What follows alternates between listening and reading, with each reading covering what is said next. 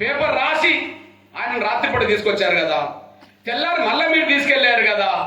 తెల్లారి తీసుకెళ్ళిన కాంక్ష 5వ తారీఖు నుంచి మీరు అరెస్ట్ చేసినామని చెప్తున్న రోజు వరకు Chilukuru and Kodad rural police స్టేషన్లు పెట్టారు కదా. మరి మేము ప్రతిరోజు భోజనం తీసుకొచ్చాం కదా, ప్రతిరోజు మేము భోజనం తీసుకొచ్చాం కదా.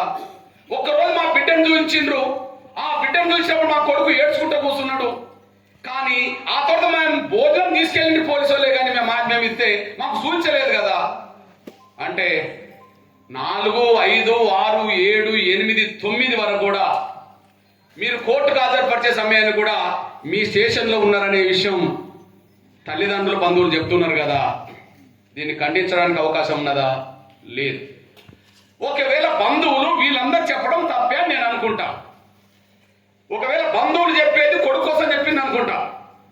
ఆ కొడుకు కోసం చేసింది తప్పు, కొడుకు కోసం చేసిందే కనుక కరెక్ట్ కాకపోతే నేను డిమాండ్ చేస్తున్నా, మరి మీ పోలీస్ స్టేషన్లో సీసీ కెమెరాలు ఉన్నాయి కదా, మీ పోలీస్ స్టేషన్లో సీసీ ఫుటేజ్ బయట పెట్టండి.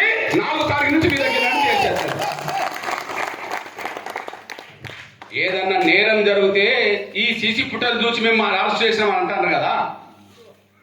పగడాల ప్రవీణ్ అనేటైనా ఒక పాస్టరు ఎక్కడనో చనిపోతే అనుమానాలు ఉన్నాయని చెప్తే హైదరాబాద్ మొదలుకొని రాజమండ్రి చనిపోయే ప్లేస్